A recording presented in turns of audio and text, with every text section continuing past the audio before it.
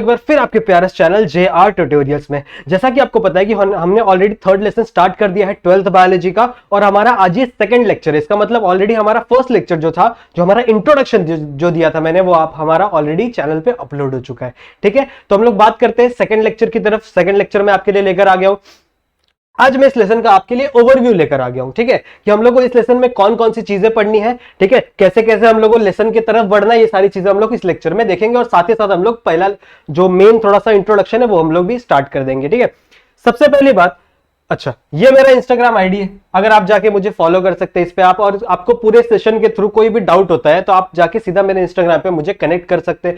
साथ ही साथ मैंने ऑलरेडी हमारे 2 लेक्चर कंप्लीट कर रखे हैं। ठीक है, lesson number 1 and lesson number 2 total complete हो चुका है। तो अगर आपको उसमें भी कोई भी डाउट है तो जाके वो भी लेसन पढ़ लीजिए, और कोई भी डाउट हो तो जाके मेरे इंस्टाग्राम पे मुझे मैसेज कर देना, आपके सारे डाउट वहीं पे क्लियर हो जाएंगे। ठीक है, बात करते हैं लेसन नंबर 3 की। तो कौन कौन सी चीजें हम लोग को पढ़नी है इसके अंदर। देखो, सबसे पहले हम लोग को पढ़ना है मेंडल जेनेटिक्स के बारे में, कि मेंडल ने कौन कौन सी चीजें हमें पढ़ानी चाहिए। ठीक है, मेंडल जेनेटिक्स के बारे में। तो कौन कौन सी चीजें हम लोग पढ़ेंगे मेंडल जेनेटिक्स में। सबसे पहले हम लोग क्रॉस के बारे में पढ़ेंगे। कौन कौन से क्रॉस, एक मोनोहाइब्रिड क्रॉस के बारे में पढ़ेंगे और डायहाइब्रिड क्रॉस के बारे में पढ़ेंगे, जो हम लोग को मेंडल सिखाने की कोशिश कर रहे हैं। ठीक है, तो क्रॉस के बारे में पढ़ेंगे। फिर इन क्रॉस एग्जामाइन करके, ठीक है, ये सारे अपना एक्सपेरिमेंट करके मेंडल ने कुछ लॉ ऑफ इनहेरिटेंस दिए हैं। ठीक है, मेंडल ने कुछ लॉ ऑफ इनहेरिटेंस दिए हैं, उन लॉ को भी हम लोग को पढ़ना है। तो कितने लॉ है टोटल? 3 लॉ ऑफ इनहेरिटेंस है, वो भी हम लोग को पढ़ना है। लेकिन सारे के सारे, ठीक है, सारे के सारे एनिमल्स ऐसे नहीं है जो उन लॉ को फॉलो करेंगे, तो कुछ एक्सेप्शंस भी है। ठीक है, उन लॉ के कुछ एक्सेप्शंस भी प्रेजेंट है दुनिया में, तो हम लोग आगे चल के लॉस को पढ़ेंगे ही पढ़ेंगे, साथ ही साथ उनके एक्सेप्शंस को भी हम लोग स्टडी करने वाले हैं। ठीक है, फिर उसके बाद हम लोग पढ़ेंगे क्रोमोसोमल थ्योरी को। ठीक है, क्रोमोसोम्स के बारे में पढ़ेंगे, क्रोमोसोमल थ्योरी ऑफ इनहेरिटेंस के बारे में पढ़ेंगे, कि क्रोमोसोम्स कैसे ट्रांसफर होते हैं एक जनरेशन से दूसरे जनरेशन में। इनहेरिटेंस का मतलब मैंने आपको ऑलरेडी फर्स्ट लेक्चर में बता दिया था। ठीक है, अगर आपने नहीं देखा है तो वो लेक्चर जाके देख लेना, और बहुत ही सारे बेसिक जो वर्ड्स होते हैं, जो टर्मिनोलॉजीज होती है, मैंने इनहेरिटेंस के बारे में वो भी मैंने आपको बताया हुआ ऑलरेडी उस लेक्चर में। ठीक है, तो अगर आपने नहीं देखा है तो जाके उन लेक्चर्स को देख लेना। ओके, तो we study about chromosomal theory. ठीक है, क्रोमोसोमल थ्योरी के बारे में पढ़ेंगे। फिर नेक्स्ट उसके आगे हम लोग पढ़ेंगे लिंकेज और क्रॉसिंग ओवर के बारे में। ठीक है, लिंकेज क्या होता है और क्रॉसिंग ओवर क्या होता है, वो हम लोग उसके बाद इस लेसन में पढ़ेंगे। इस लेसन में, इस टॉपिक में बहुत ही इंपॉर्टेंट एक्सपेरिमेंट है किसका? मॉर्गन का। ठीक है, मॉर्गन का एक एक्सपेरिमेंट है जो उन्होंने परफॉर्म किया था, उसके बारे में भी हम लोग को स्टडी करना है। ठीक है, फिर उसके बाद हम लोग पढ़ेंगे सेक्स डिटर्मिनेशन के बारे में। ठीक है, सेक्स डिटर्मिनेशन मतलब क्या, कि हर इस ऑर्गेनिज्म में कैसे जेंडर डिसाइड होता है, कैसे कोई ऑर्गेनिज्म मेल बनता है और कैसे कोई ऑर्गेनिज्म फीमेल बनता है, ये कैसे डिसाइड होता है। तो जनरली 3 ऑर्गेनिज्म के बारे में हम लोग को पढ़ना है। एक ह्यूमन के बारे में पढ़ना है, ठीक है, ह्यूमन के अंदर सेक्स डिटर्मिनेशन कैसे होता है। फिर एक बर्ड्स के बारे में पढ़ना है, बर्ड्स के अंदर ये सारी चीजें कैसे होती है। और लास्ट हम लोग को पढ़ना है हनी बीज के बारे में। ठीक है, इन तीनों ऑर्गेनिजम्स के अंदर कैसे सेक्स डिटर्मिनेशन होता है, वो हम लोग को इस लेसन में स्टडी करना है। और नेक्स्ट हम लोग को लास्ट टॉपिक पढ़ना है, दैट इज जेनेटिक्स डिसऑर्डर। ठीक है, कुछ ऐसी बीमारियां जो जेनेटिक्स से रिलेटेड है। जेनेटिक्स मतलब क्या, कि अगर एक जनरेशन को वो बीमारी है, अगर तुम्हारे फादर या मदर को कोई बीमारी है तो आगे चल के तुमको भी ट्रांसमिट हो सकती है। ठीक है, ऐसी बीमारियां हम लोग किसके अंदर पढ़ेंगे? जेनेटिकल डिसऑर्डर में पढ़ेंगे। तो ये एक जनरल सा एक रोड मैप है। ठीक है, जैसे मैं हर लेसन के लिए देता रहता हूं ना, तो ये लेसन का रोड मैप है, कि ओवरव्यू है लेसन का। ठीक है, आज हम लोग आगे बढ़ते हैं लेसन की तरफ। तो सबसे पहले हम लोग को पढ़ना है, अभी हम लोग ने मेंडल शुरू कर दिया था, मेंडल का एक्सपेरिमेंट शुरू कर दिया था। मैंने आपको बताया था कि मेंडल का एक्सपेरिमेंट पढ़ने से पहले, ठीक है, मेंडल का एक्सपेरिमेंट पढ़ने से पहले आपको कुछ टर्म्स आने बहुत ज्यादा जरूरी है, जैसे ट्रेट्स क्या होते हैं, ठीक है, अलील्स क्या होते हैं, होमोजाइगस क्या होता है, हेटेरोजाइगस क्या होता है, ये सारी चीजें आपको आना बहुत ही ज्यादा इंपॉर्टेंट है। और अगर आपको नहीं पता है ये सब का मीनिंग, तो जाके सबसे पहले फर्स्ट लेक्चर देख लेना, क्योंकि मैंने आपको हर एक वर्ड का मीनिंग बहुत ही ज्यादा अच्छे तरीके से आपको बताया हुआ है। ठीक है, फिर आगे हम लोग पढ़ेंगे मेंडल के एक्सपेरिमेंट के बारे में। अब मेंडल ने किसके ऊपर एक्सपेरिमेंट किया था, मैंने आपको ऑलरेडी बताया था, पी प्लांट्स के ऊपर।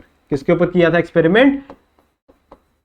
पी प्लांट्स के ऊपर। ठीक है, जो कि ऑलरेडी मैंने यहां लिखा हुआ है। पी प्लांट्स का साइंटिफिक नेम क्या बताया जाता है? साइंटिफिक नेम है पी प्लांट का पाइसम सटाइवम। ठीक है, पाइसम सटाइवम या पाइसम सैटिवम, जैसा भी आप बोल सकते हो, बस आपको प्रोनाउंसिएशन ज्यादा मैटर नहीं करती, ज्यादा आपके लिए स्पेलिंग मैटर करता है, ठीक है, क्योंकि आपको जाके एग्जाम लिखना है ना अभी के लिए, ठीक है। तो हम लोग को इसके ऊपर एक्सपेरिमेंट करना है। अब जब मेंडल गए उस प्लांट को देखने के लिए, तो उसके पास तो बहुत सारे कैरेक्टर्स थे, ठीक है, उस ऑर्गेनिज्म के अंदर, उस प्लांट के अंदर बड़े सारे कैरेक्टर्स थे। तो अब मेंडल ने सोचा कि मैं कौन कौन से कैरेक्टर्स पे स्टडी करूं यार, ठीक है, इतने सारे कैरेक्टर्स हैं इसके अंदर। जैसे फॉर एग्जांपल अगर मेरे ऑर्गेनिज्म की बात करो, ह्यूमन की बात करो, तो मेरे अंदर आई का कलर एक कैरेक्टर है, ठीक है, बालों का कलर एक कैरेक्टर है, स्किन का कलर एक कैरेक्टर है, जितने भी मेरे बॉडी में प्रोसेसेस हो रहे हैं सब कुछ हो रहे हैं प्रोटीन की वजह से ही, ठीक है।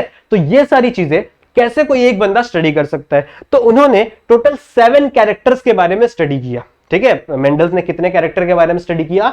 7 कैरेक्टर के बारे में स्टडी किया, वो हम लोग को पता होनी चाहिए सबसे पहले।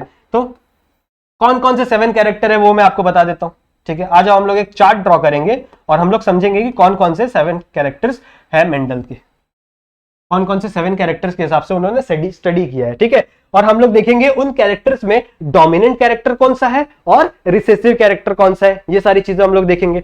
तो ठीक है, तो यहां पे मैं लिख देता हूं डोमिनेंट, ठीक है, अलील्स समझते हो ना, अलील्स, ठीक है। तो मैंने आपको लास्ट टाइम बताया हुआ है। तो हम लोग एक कैरेक्टर का नाम लिखेंगे, अब उसके अंदर डोमिनेंट अलील कौन सी है। जैसे फॉर एग्जांपल मेरी हाइट एक कैरेक्टर है, तो हाइट में लॉन्ग हाइट भी हो सकती है, शॉर्ट हाइट भी हो सकती है। मेरे आंखों का कलर एक कैरेक्टर है, तो वो ब्लैक कलर का भी हो सकता है, वो ब्राउन कलर का भी हो सकता है, ठीक है। These are the alleles. एक कैरेक्टर के जो डिफरेंट डिफरेंट टाइप्स होते हैं उन्हें अलील्स बोलते हैं। तो कौन सा अलील्स डोमिनेंट है और कौन सा अलील्स रिसेसिव है वो हम लोग को जानना जरूरी है,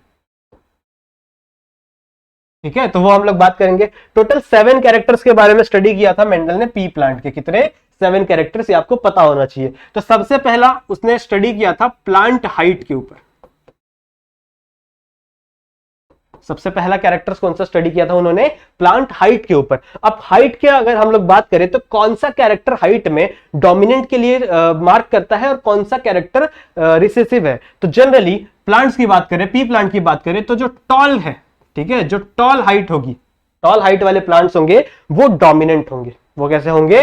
डोमिनेंट होंगे। और ड्रॉफ की बात करें, ठीक है, अगर ड्रॉफ की बात करें तो ड्रॉफ हाइट वाले प्लांट्स क्या होंगे? रिसेसिव होंगे। इतनी बात समझ में, ये एक हो गया। फिर हम लोग बात करेंगे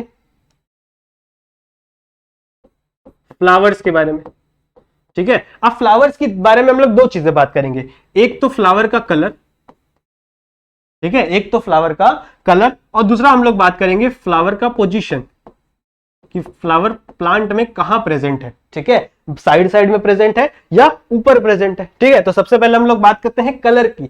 तो पी प्लांट में बात करो, देखो सिंपल सी बात है, अगर प्लांट डोमिनेंट है, ठीक है, उसके अंदर एक्टिव जीन्स प्रेजेंट है, तो वो कलरफुल फ्लावर बनाएगा, सिंपल सी बात है। तो अगर वो डोमिनेंट है, ठीक है, अगर वो डोमिनेंट है तो जनरली वो वॉयलेट कलर देगा। कौन सा कलर देगा? वॉयलेट कलर देगा। और अगर वो रिसेसिव है तो वो कौन सा कलर देगा? व्हाइट कलर देगा, ठीक है। ये सारी चीजें हम लोग को पढ़नी है। अगर मैं पोजीशन की बात करूं तो साइड साइड वाली पोजीशन, जैसे एक बड़ा सा प्लांट है तो यहां पे एक पोजीशन, यहां पे प्लांट, जैसे ये प्लांट है, ठीक है, तो यहां पे अगर फ्लावर उगे हुए, यहां पे अगर फ्लावर उगे हुए, तो this is the axial position. ये कौन सा पोजीशन है? Axial position. और यही अगर फ्लावर के टॉप पे यहां पे फ्लावर उगा हुआ है, प्लांट के यहां टॉप पे फ्लावर उगा हुआ है, तो it is the terminal position, ठीक है। ये टर्मिनल पोजीशन है। 2 पोजीशन हम लोग को पढ़ने हैं, ओके, ठीक है। तो अगर हम लोग अगर मैं फ्लावर की पोजीशन की बात करूं तो जो एक्सियल पोजीशन है, कौन सी?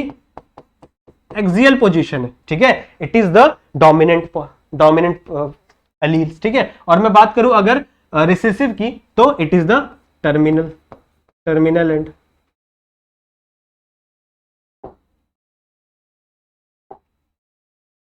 ओके। इतनी बातें क्लियर है, ठीक है। अगर मैं फ्लावर की बात करूं तो कलर में वॉयलेट कलर डोमिनेंट है, व्हाइट कलर रिसेसिव है। अगर मैं पोजीशन की बात करूं तो एक्सियल पोजीशन डोमिनेंट है और टर्मिनल पोजीशन रिसेसिव है। वही अगर मैं बात करूं फ्रूट की,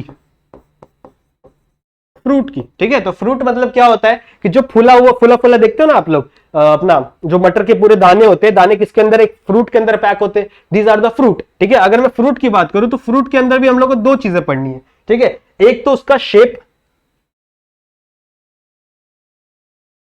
ठीक है, एक तो हम लोग को पढ़ना है कि उसका शेप कैसा है, और नेक्स्ट हम लोग को पढ़ना है उसका कलर कैसा है, ठीक है। ये 2 चीजें पता होनी चाहिए। तो अगर वो पूरा फुल है, ठीक है, अगर उसके अंदर वो पूरा फुला हुआ है, तो अगर वो फुल है इसका मतलब वो डोमिनेंट कैरेक्टर है, ठीक है। उसका शेप अगर क्या है? फुल है, तो वो क्या है? डोमिनेंट कैरेक्टर है। अगर वो पचका हुआ है, ठीक है, कॉन्स्ट्रिक्टेड है, तो वो क्या है, रिसेसिव कैरेक्टर है। तो लिख दो यहां पे, इट इज अ कॉन्स्ट्रिक्टेड, ठीक है। अगर इसका जो शेप है वो फुल है, so it is a dominant character. अगर वो पचका हुआ है, ठीक है, कॉन्स्ट्रिक्टेड कैरेक्टर, कॉन्स्ट्रिक्टेड है, तो वो क्या है, रिसेसिव कैरेक्टर। वहीं अगर मैं कलर की बात करूं तो कलर में इसका डोमिनेंट कैरेक्टर कौन सा होगा, ग्रीन कलर का। इसका जो फ्रूट है वो कैसा होना चाहिए, ग्रीन कलर का फ्रूट होना चाहिए। अगर वो ग्रीन कलर का है तो वो क्या है, डोमिनेंट है। जैसे आप मार्केट जाते होगे ना देखने के लिए, तो आप जो ग्रीन ग्रीन कलर वाली चीजें होते होगे वही लेते होगे, ठीक है। जो एकदम फुल फुल जिसके अंदर दाने एकदम भरे हुए होते होंगे वही चीज लेते होगे ना आप। तो वही वाले कैरेक्टर्स क्या है, डोमिनेंट कैरेक्टर है। वहीं अगर येलो की बात करूं, फ्रूट का अगर पॉड का जो ये बोलूं कलर बोलूं, अगर वो येलो होगा तो वो क्या हो जाएगा, रिसेसिव हो जाएगा। वैसे ही मैं बात करूं सीड की, सीड मतलब उसके दाने, ठीक है, वो जो छोटे छोटे दाने होते हैं ना, अगर मैं उसकी बात करूं तो उसमें भी हम लोग को दो चीजें देख रही है, एक उसका कलर और एक उसका शेप।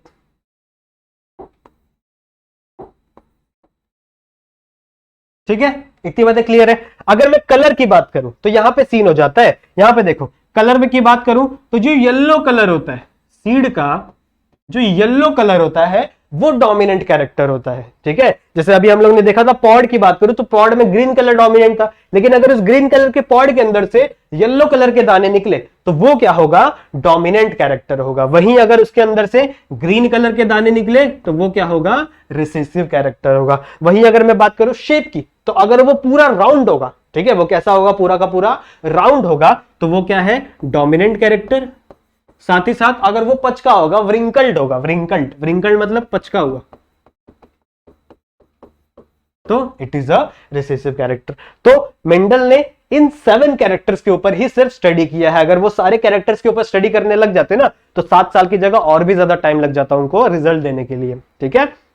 इतनी बातें समझ में आई है। ये 7 कैरेक्टर्स आपको पता होना चाहिए, ठीक है। कौन कौन से, एक तो प्लांट हाइट, ठीक है, प्लांट हाइट आपको पता होना चाहिए, टॉल है डोमिनेंट और ड्रॉप है रिसेसिव कैरेक्टर। फिर हम लोग ने फ्लावर की बात की, फ्लावर में को 2 चीजें होनी चाहिए, एक आपका कलर और एक आपका पोजीशन, ठीक है। कलर की बात करो तो वॉयलेट कलर का अगर फ्लावर होगा, फ्लावरफुल कलरफुल अगर फ्लावर होगा तो वो क्या होगा, डोमिनेंट। अगर व्हाइट कलर का होगा तो वो रिसेसिव। वैसे अगर मैं पोजीशन की बात करूं तो अगर एक्सियल होगा मतलब साइड साइड में लगे होंगे तो डोमिनेंट, टर्मिनल लगा होगा तो रिसेसिव। अगर मैं शेप की बात करूं तो शेप किसके शेप की बात हो रही है, फ्रूट की, ठीक है, जो पॉड होता है ना पॉड, उसके अगर मैं शेप की बात करूं तो अगर वो फुल होगा, पूरा भरा हुआ होगा, तो it is a dominant character. और अगर वो कॉन्स्ट्रिक्टेड होगा मतलब पूरी तरह से भरा नहीं होगा, दबा हुआ होगा, तो वो क्या है, रिसेसिव कैरेक्टर। वैसे ही अगर मैं सीड की बात करूं तो सीड में अगर जो कलर की बात करूं, कलर क्या होंगे, येलो। अगर येलो कलर का सीड है तो वो डोमिनेंट कैरेक्टर है, अगर वो ग्रीन कलर का सीड है तो क्या है, रिसेसिव कैरेक्टर है, ठीक है। वैसे ही अगर मैं बात करूं शेप की, ठीक है, शेप की बात करूं तो शेप क्या होना चाहिए, राउंड होना चाहिए, ठीक है। शेप जो सीड का शेप है वो क्या होना चाहिए, राउंड होना चाहिए, तो वो डोमिनेंट कैरेक्टर है। अगर रिंकल्ड होगा तो वो क्या है, रिसेसिव कैरेक्टर है। इतनी बातें समझ में आ रही है आपको, ठीक है। नेक्स्ट हम लोग को पढ़ना है क्रॉसेस के बारे में। अगर आपको कैरेक्टर समझ में आ गए हैं तो अब हम लोग बढ़ेंगे क्रॉसेस के बारे में। जैसे मैंने आपको फर्स्ट बताया था कि मेंडल जेनेटिक्स में सबसे पहले हम लोग क्या पढ़ना है, क्रॉसेस के बारे में, ठीक है।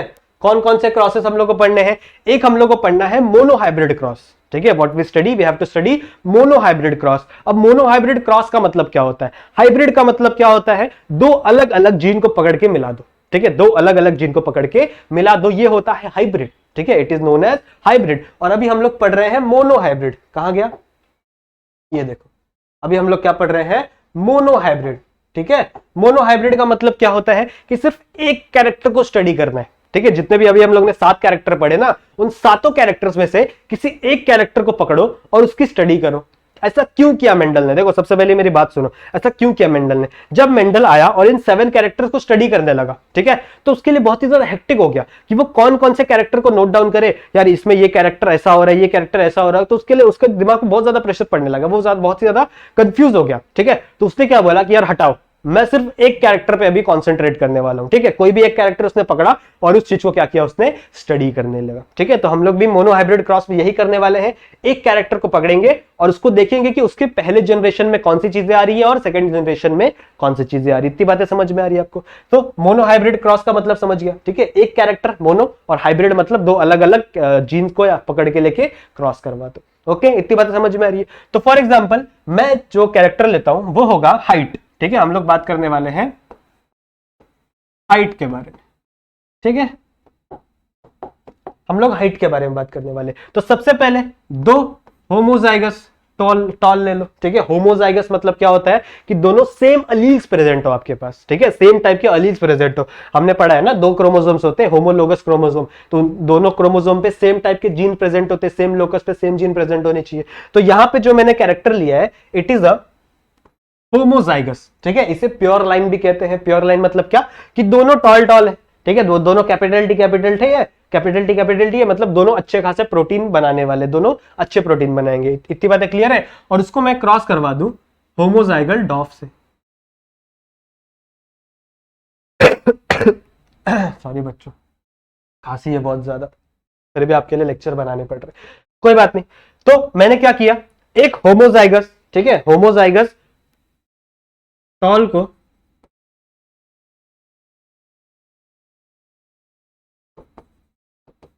इससे क्रॉस करवा दिया होमोजाइगस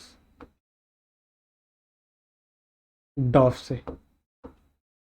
इतनी बातें समझ में आ रही है, ठीक है। एक प्योर टॉल था, उसका मैंने क्रॉस करवा दिया एक प्योर ड्रॉफ प्लांट से। तो अब होगा क्या, देखो होगा क्या। जब मेंडल ने इस चीज को किया, ठीक है, तो मेंडल को क्या लगा था कि अच्छा यहां पे जितने भी ऑर्गेनिज्म बनेंगे, अब देखो जो उस टाइम पे थिंकिंग क्या थी लोगों की कि एक जो बड़ा वाला ऑर्गेनिज्म है, ठीक है, जिसकी हाइट ज्यादा है, और एक ऐसा ऑर्गेनिज्म है जिसकी हाइट कम है, तो जब इनके दोनों के बीच में क्रॉस करवाओ तो क्या होता है, हाइट एकदम मिडल वाली मिलती है। ऐसा उस टाइम के साइंटिस्टों का मानना था, उस टाइम के बायोलॉजिस्ट का मानना था। लेकिन मेंडल को क्या मिला, जब उन्होंने इसका क्रॉस करवाया, ठीक है, जब उन्होंने इसका क्रॉस करवाया तो सबसे पहले क्या फॉर्म होंगे, these are the parent, these are the parent, ठीक है। अब इन पेरेंट का सबसे पहले क्या फॉर्म होगा, गैमीट फॉर्म होगा। तो जब गैमीट फॉर्म होंगे तो ये है टी और टी, ठीक है, इसका मतलब यहां पे दो गैमीट बन जाएंगे जिसके पास सेम टाइप के जीन होंगे, ठीक है, इसके पास भी कैपिटल टी होगा और इसके पास भी कैपिटल टी होगा। सेम वैसे ही इसका भी जब गैमीट फॉर्म होगा तो इसके पास भी स्मॉल टी होगा और इसके पास भी क्या होगा, स्मॉल टी होगा। इतनी बातें क्लियर है, ठीक है, इतनी बातें क्लियर है। थोड़ा सा ऊपर ले लेते इसको, बहुत सारी चीजें लिखनी है यहाँ पे। ओके, तो जब इसके बीच में गैमीट्स फॉर्म होंगे, ठीक है, इसके गैमीट्स फॉर्म होंगे तो यहां पे भी दो टाइप के गैमीट बनेंगे, लेकिन दोनों एकदम सेम टाइप है, ठीक है, दोनों क्या है, एकदम सेम टाइप है। यहां पे भी कैपिटल टी है और यहां पे भी क्या है, कैपिटल टी है। सिंपल सी बात है। वैसे अगर यहां पे भी देखो तो यहां पे भी स्मॉल टी है, यहां पे भी स्मॉल टी है। स्मॉल टी का मतलब ये डॉफ वाले प्लांट है, ठीक है, जिसका हाइट क्या था, छोटा रह गया था। अगर इनके बीच में क्रॉस करवाया जाए, ठीक है, इनके बीच में क्या करवाया जाए, क्रॉस करवाया जाए, तो क्या होंगे, देखो सबसे पहले अच्छा यहां पे ये लिखना है आपको कि ये गैमीट है, ठीक है, ये गैमीट है, गैमीट फॉर्म हो गए। जब इनके बीच में क्रॉस होगा तो देखो ये वाला जीन इसके साथ क्रॉस कर सकता है, ठीक है, ये थोड़ा अच्छा नहीं बना, ये वाला जीन ओके, ये वाला जीन इसके साथ क्रॉस कर सकता है। अगर ये इसके साथ क्रॉस करेगा तो क्या बनेगा, कैपिटल टी स्मॉल टी। सही बात है। अगर ये बड़ा वाला जीन इस छोटे वाले जीन से, मतलब ये कैपिटल टी जब स्मॉल टी के साथ क्रॉस करेगा तो जो बेबी फॉर्म होगा, जो जनरेशन फॉर्म होगी दूसरी, वो क्या बनेगी, जिसके पास कौन कौन से जीन होंगे, एक कैपिटल टी वाला जीन होगा और एक स्मॉल टी वाला जीन होगा। वैसे ही अगर ये आगे चल के इसके साथ क्रॉस करे तो क्या फॉर्म होगा, same capital T small T. अब देखो ये सारी चीजें रैंडम होती है, कोई भी जीन किसी के भी साथ जाके क्रॉस कर सकता है और अपना गैमेट फॉर्म कर सकता है, मतलब ऑर्गेनिज्म फॉर्म कर सकता है। तो ये वाला जीन इसके साथ भी जाके लिंक कर सकता है और ये वाला जीन इसके साथ भी जाके लिंक कर सकता है। तो अगर ये कैपिटल टी इस स्मॉल टी के साथ लिंक करेगा तो क्या बनेगा, कैपिटल टी स्मॉल टी, ठीक है। यही कैपिटल टी आगे चल के जब इस स्मॉल टी के साथ क्या करेगा, लिंक करेगा, तो क्या बनेगा, कैपिटल टी स्मॉल टी, ठीक है। वही अगर मैं इसकी बात करूं, ये वाला जीन आगे चल के जब इसके साथ लिंक करेगा, इसके साथ गैमेट फॉर्म करेगा, तो क्या बनेगा, कैपिटल टी स्मॉल टी, सही है। और ये वाला भी जाके इसके साथ करेगा तो क्या बनेगा, कैपिटल टी और स्मॉल टी ही बनेगा। आप देख रहे हो आप लोग, जो जनरेशन आई है, ठीक है, अभी जो पहली जनरेशन आई है, इसके अंदर जितने भी टाइप के गैमेट है, ठीक है, जितने भी टाइप के गैमेट है, ये सारे क्या है, हेट्रोजाइगस है। ये सारे क्या है, हेट्रोजाइगस। हेट्रोजाइगस मतलब क्या बताया था मैंने, जिसमें अलग अलग टाइप के एलील्स प्रेजेंट हो, क्या प्रेजेंट हो, अलग अलग टाइप के एलील्स प्रेजेंट हो। लेकिन अगर इसको फिजिकली देखा जाए, ठीक है, जब मेंडल ने इसको फिजिकली देखा तो मेंडल ने नहीं सोचा था कि ऐसा होगा। मेंडल शॉक हो गया कि ये सारे के सारे प्लांट, ठीक है, ये सारे के सारे प्लांट क्या हो गए, टॉल हो गए। सारे के सारे प्लांट क्या हो गए, टॉल हो गए बच्चों, ठीक है। This is the F1 generation. F1 generation, F1 generation मतलब क्या, फर्स्ट फाइनल जनरेशन। जो पहली जनरेशन आई है ना, प्लांट पेरेंट्स के क्रॉस करवाने के बाद जो पहली जनरेशन आई है, उसको हम लोग ने क्या कहा, F1 जनरेशन। और F1 जनरेशन में सारे के सारे क्या आ गए, टॉल आ गए। ठीक है, अब मेंडल का दिमाग हिल गया बच्चों। ठीक है, कि क्या हो गया भाई, कि अभी तो सब टॉल थे और मैंने इसको डॉफ के साथ करवा दिया, तो जितने भी आए ऑर्गेनिज्म सब के सब क्या हो गए, टॉल हो गए, एक भी डॉफ वाला जीन तो मिला ही नहीं। तो इन्होंने सोचा कि क्या जो डॉफ वाला जीन था, ठीक है, ड्रॉफ प्लांट वाला जीन था, वो कहीं गायब हो गया। ठीक है, तो ये देखने के लिए उन्होंने वापस इन दोनों का सेल्फ फर्टिलाइजेशन करवा दिया। क्या करवा दिया, सेल्फ फर्टिलाइजेशन। इसका मतलब क्या, कि जो होमोजाइगस वाले प्लांट थे, यानी कैपिटल टी स्मॉल टी और कैपिटल टी स्मॉल टी, इन दोनों के बीच में वापस क्रॉस करवा दिया और ये देखा कि अब कौन सी जनरेशन मिलती है। तो क्या होगा, देखो यहां पे जब इनके बीच में क्रॉस होगा तो सेम टू सेम, अब ये क्या हो गया, पेरेंट है, दीज आर द पेरेंट, क्योंकि अब इनके बीच में क्या होने वाला है, क्रॉस होने वाला है। ठीक है, जैसे क्या होगा, सेग्रीगेशन। ठीक है, सेग्रीगेट हो जाएंगे, अलग अलग हो जाएंगे, तो एक कैपिटल टी बनेगा और एक क्या बनेगा, स्मॉल टी बनेगा। ठीक है, सेम टू सेम इसके अंदर भी वही होगा, एक कैपिटल टी बनेगा और एक स्मॉल टी बनेगा। दो टाइप के गैमेट बनेंगे, सही है, दो टाइप के गैमेट बनेंगे, एक कैपिटल टी वाला और एक स्मॉल टी वाला। ठीक है, अब जैसे ही अगर ये वाला इसके साथ गैमेट बना है, ठीक है, अगर ये कैपिटल टी वाला इसके साथ गैमेट बना है, तो प्रोजेनी क्या फॉर्म होगी, कैपिटल टी कैपिटल टी। सही है, प्रोजेनी क्या फॉर्म होगी, कैपिटल टी और कैपिटल टी। अगर ये वाला इसके साथ फॉर्म करे, ठीक है, ये वाला जो जीन है अगर इसके साथ फॉर्म करे तो क्या बनेगा, कैपिटल टी स्मॉल टी। इतनी बातें क्लियर है। सेम इसके साथ भी वही चीज फॉलो होती है, ये इसके साथ करेगा तो कैपिटल टी स्मॉल टी, और स्मॉल टी अगर स्मॉल टी के साथ करेगा तो स्मॉल टी स्मॉल टी। तो मेंडल ने ये देखा, ठीक है, जब ये उन्होंने ये वाला जनरेशन वापस से इसको क्रॉस करवाया, ठीक है, दीज आर द गैमेट्स, इसके गैमेट फॉर्म हुए और आगे चले क्या हुआ, ये क्रॉस हुआ। तो जब ये क्रॉस हुआ, ठीक है, मेंडल ने ये क्रॉस करके देखा, तो उन्होंने क्या देखा कि कुछ ऐसे हैं, ठीक है, कुछ ऐसे हैं जो अभी भी टॉल आ रहे हैं, लेकिन सम आर द प्लांट्स। ठीक है, अब देखो ये स्मॉल टी आ गया ना, इसका मतलब इसके पास दोनों डॉफ वाले जीन आ गए, तो अब ये टॉल हो पाएगा क्या, बिल्कुल नहीं हो पाएगा। अब ये मतलब क्या हो गया, शॉर्ट हो गया। इसका मतलब मेंडल ने ये देखा कि जो डॉफ वाला जीन है, ठीक है, जो डॉफ वाला जीन है वो कहीं गायब नहीं हो रहा है। ठीक है, वो कहीं गायब नहीं हो रहा है, बस वो अपना असर नहीं दिखा पा रहा है। ठीक है, इसका मतलब क्या कर रहा है, वो अपना असर नहीं दिखा पा रहा है। कोई दूसरा एक ऐसा जीन है जो उसको उसके ऊपर क्या कर रहा है, डोमिनेट कर रहा है। ठीक है, समझ में आ रही बात। जैसे यहाँ पे देखो, अभी तो हम लोग को पता है ना ये सारी चीजें, लेकिन उस टाइम पे मेंडल को नहीं पता थी ये सारी चीजें ना, मेंडल को नहीं पता थी, वो सारी चीजें एग्जामाइन कर रहा था। उसे उस टाइम पे जीन का कोई भी डिस्कवरी नहीं हुई थी, ना ही कोई क्रोमोसोम का डिस्कवरी हुआ था, तो उसे ये सारी चीजें नहीं पता थी। ठीक है, आज हम लोग को ये सारी चीजें पढ़ने मिल रही है। ओके, सो यहाँ पे देखो ये कैपिटल जीन है, कैपिटल टी जो अच्छा प्रोटीन बनाएगा, ये मैंने आपको लास्ट लेक्चर में पढ़ाया हुआ है। ठीक है, ये वाला अच्छा प्रोटीन बनाएगा, और जो स्मॉल टी है ये प्रोटीन नहीं बनाएगा। ठीक है, टॉल वाला प्रोटीन नहीं बनाएगा, लेकिन ये वाला जो क्या करता है, ये इसके ऊपर डोमिनेट कर देता है। ठीक है, ये कैपिटल टी है, ये जो बड़ा अच्छा वाला जीन है, ये क्या कर देता है, बुरे वाले जीन पे डोमिनेट कर देता है। ठीक है, इसका मतलब यहाँ पे जो ऑर्गेनिज्म फॉर्म होगा उसकी हाइट भी क्या होगी, टॉल ही होगी। ठीक है, इसकी हाइट भी क्या होगी, टॉल ही होगी। लेकिन ऐसा नहीं है कि जो ये वाला जीन है, डॉफ वाला जीन है, वो कहीं गायब हो गया, क्योंकि वो भी आगे चल के दूसरे जनरेशन में हम लोग को देखने मिल रहा है। This generation is known as F2 generation. This generation is F2 generation. ठीक है, F2 जनरेशन मतलब सेकेंड फाइलियल जनरेशन। तो जब इनका रेशियो निकाला गया जब इसका रेशियो निकाला गया, तो एक है रेशियो फिनोटिपिक रेशियो।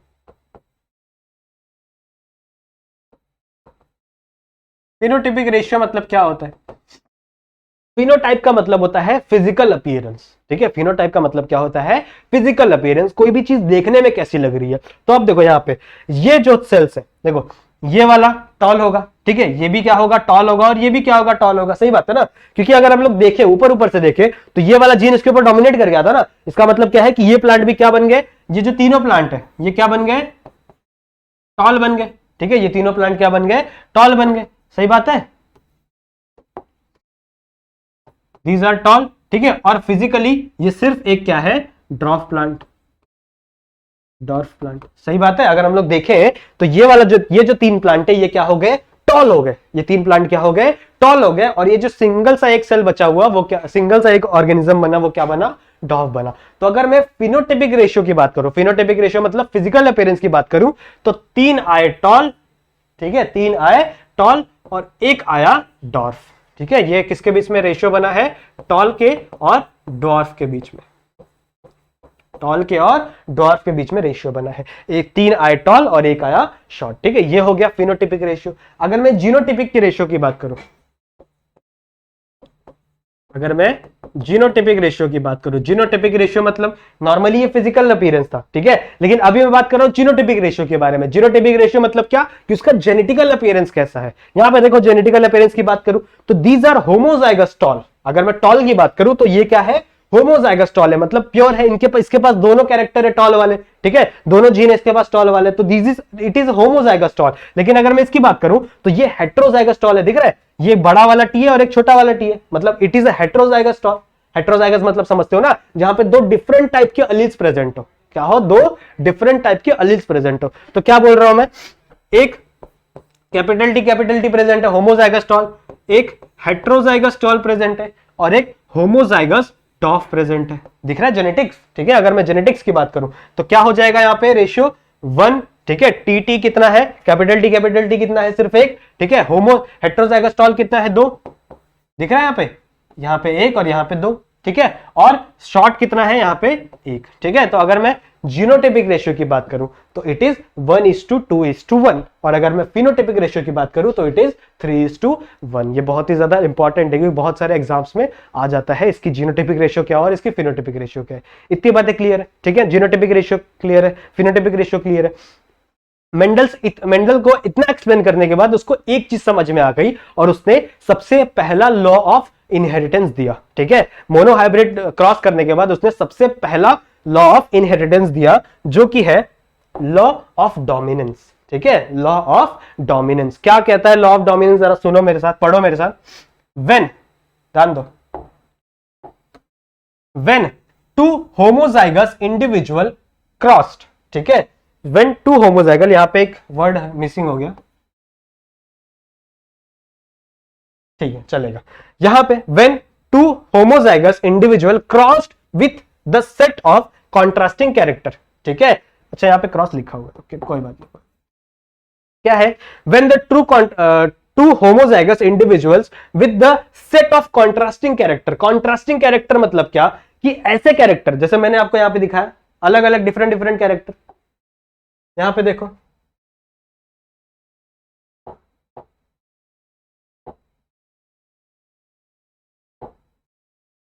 यहां देखो, these are the set of contrasting character, मतलब ये एक ऐसा कैरेक्टर है जो टॉल बनाएगा और ये एक ऐसा कैरेक्टर है जो क्या करेगा, डॉफ बनाएगा। सिंपल सी बात है ना, ये वाला क्या करेगा, टॉल बनाएगा और ये वाला क्या करेगा, डॉफ करेगा प्लांट को। So these are the set of contrasting character. Contrasting character समझते हो ना, जैसे मैंने आपको लास्ट वीडियो में बताया था, कॉन्ट्रास्टिंग कैरेक्टर मतलब क्या कि ऐसे कैरेक्टर्स जिसके सिर्फ और सिर्फ दो ही एलील पॉसिबल है, दो ही पॉसिबिलिटीज है। जैसे हाइट की बात करें तो दो ही पॉसिबिलिटीज है, या तो बड़ा या तो छोटा, और कोई भी पॉसिबिलिटीज प्रेजेंट ना हो। These are known as contrasting character. समझ में आ रही बात। So when two homozygous individual, homozygous पता चला अभी तुम लोग होमोजाइगस क्या होता है, एक होमोजाइगस टॉल था और एक होमोजाइगस डॉफ था।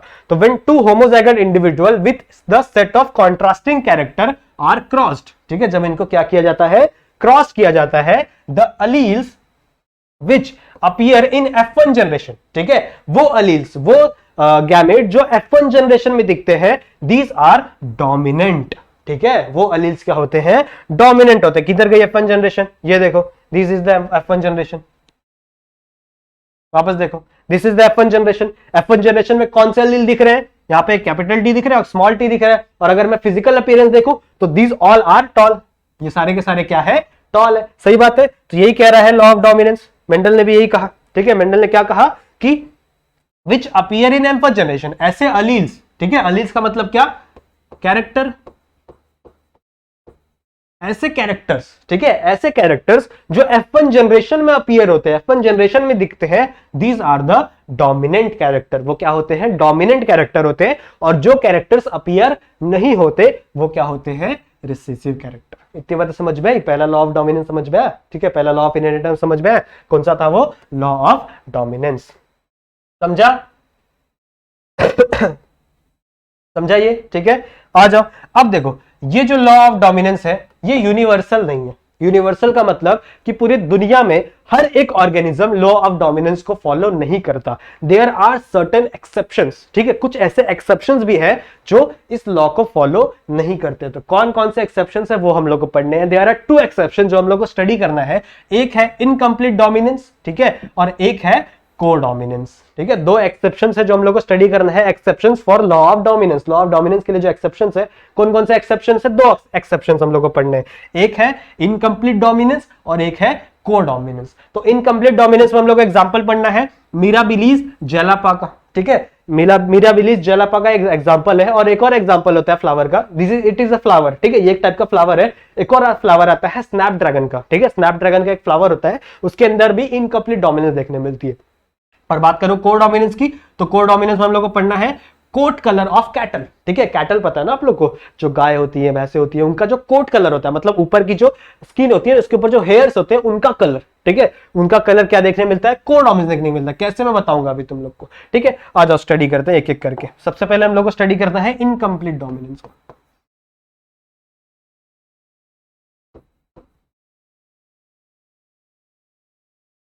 देखो, किसका एग्जाम्पल दिया अभी तुम्हारे बुक में? कौन सा एग्जाम्पल दिया है? मिराबिलीज जेलापा। ठीक है, ये एक टाइप का फ्लावर है। ये एक टाइप का क्या है? फ्लावर है, फ्लावरिंग प्लांट है। तो इसके अंदर दो टाइप के फ्लावर्स उगते हैं। ठीक है, कौन कौन से फ्लावर उगते हैं? दो टाइप के फ्लावर्स उगते हैं, एक है रेड और एक है व्हाइट। जनरली ये दो टाइप के फ्लावर्स उगते हैं, एक फ्लावर होता है रेड और एक फ्लावर क्या होता है? व्हाइट। तो अगर मैं इन दोनों का क्रॉस करूं, ठीक है, अगर मैं इन दोनों का क्या करूं? क्रॉस करूं, सेम वैसे ही। तो रेड के पास कौन से कैरेक्टर्स होंगे? मैं उसका नाम दे देता हूं कैपिटल आर, और व्हाइट को नाम दे देता हूं स्मॉल आर। ठीक है, और इसका भी मैं क्रॉस करूं, वापस F1 जनरेशन निकालू, F2 जनरेशन निकालू, तो आप निकाल के देखना इसका F1 जनरेशन और F2 जनरेशन क्या आएगा? एक आएगा कैपिटल आर।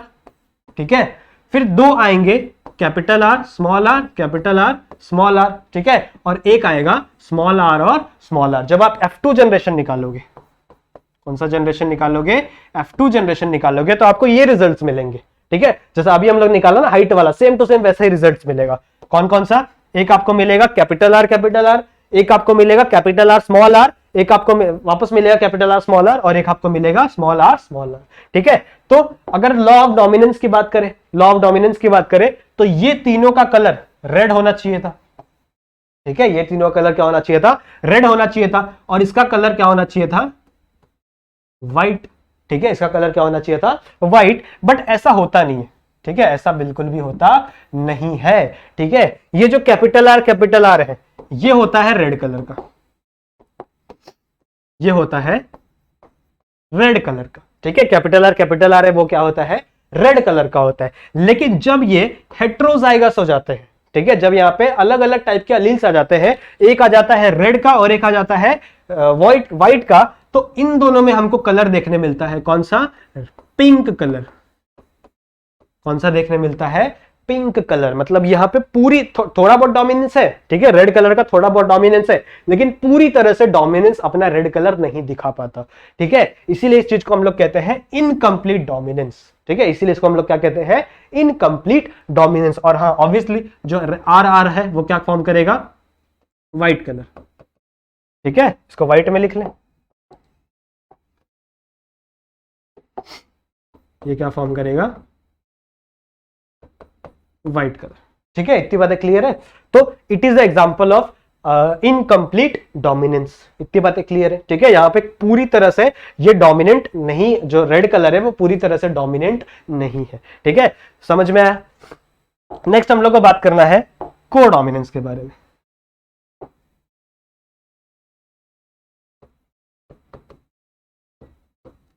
कोडोमिनेंस के बारे में।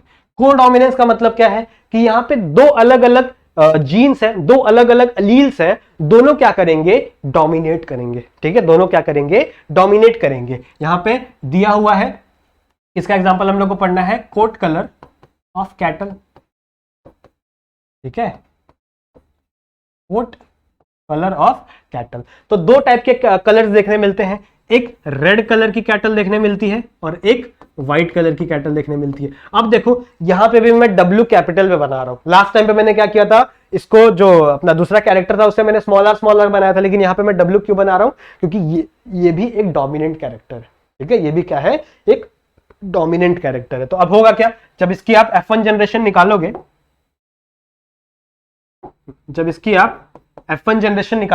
तो क्या होता है? यहां पे एक कैपिटल आर बनता है। ठीक है, दो यहां पे कैपिटल आर कैपिटल डब्ल्यू और कैपिटल आर कैपिटल डब्ल्यू, ठीक है, और एक बनता है कैपिटल डब्ल्यू कैपिटल डब्ल्यू, ठीक है। तो इसके अंदर क्या देखने मिलती है, अगर मैं कोट कलर की बात करूं तो अगर मैं कैपिटल आर की बात करूं तो this it is a red colour, ये रेड कलर देगा, ठीक है। अगर मैं डब्ल्यू की बात करूं तो ये कौन सा कलर देगा, व्हाइट कलर देगा। इतनी बातें क्लियर है, ठीक है, ये रेड कलर देगा और ये व्हाइट कलर देगा। ओके, तो जब मैं कैपिटल आर की बात करूंगा तो इसमें जो कैटल होगी वो पूरी, उसका जो कोट कलर होगा वो पूरा क्या होगा, रेड कलर का होगा, ठीक है। लेकिन जो आर डब्ल्यू की बात करूं, ठीक है, आर डब्ल्यू की बात करूं तो इसमें क्या होगा, जो कलर है, ठीक है, कैटल के बॉडी पे जो कलर है वो रेड कलर के भी स्पॉट्स होंगे और व्हाइट कलर के भी स्पॉट्स होंगे, ठीक है। उसकी बॉडी के ऊपर रेड कलर के स्पॉट्स भी मिलेंगे और व्हाइट कलर के स्पॉट्स भी मिलेंगे। तो रेड और साथ ही साथ व्हाइट के भी स्पॉट्स मिलेंगे। मतलब यहां पे क्या कर रहे हैं, दोनों एक साथ में डोमिनेंस दिखा रहे हैं, दोनों अपना क्या कर रहे हैं, एक साथ में डोमिनेंस दिखा रहे हैं, और इसका ऑब्वियसली व्हाइट कलर आएगा, सही है, ठीक है। तो इसके लिए इसका नाम क्या रख दिया गया, को डोमिनेंस। मतलब यहाँ पे दोनों क्या कर रहे हैं, अपना डोमिनेंस दिखा रहे हैं। और यहाँ पे जो फिनोटाइपिक रेशियो है वो चेंज हो जाएगी, मतलब को डोमिनेंस में भी और इनकम्प्लीट डोमिनेंस में भी, सॉरी फिनोटाइपिक रेशियो क्या हो जाएगी, इसकी चेंज हो जाएगी। अभी तक फिनोटाइपिक रेशियो हम लोग ने क्या पढ़ा था, साइड में लिख लेते हैं, कहीं पे यहां पे लिख लेते हैं। अगर मैं फिनोटाइपिक रेशियो की बात करूं,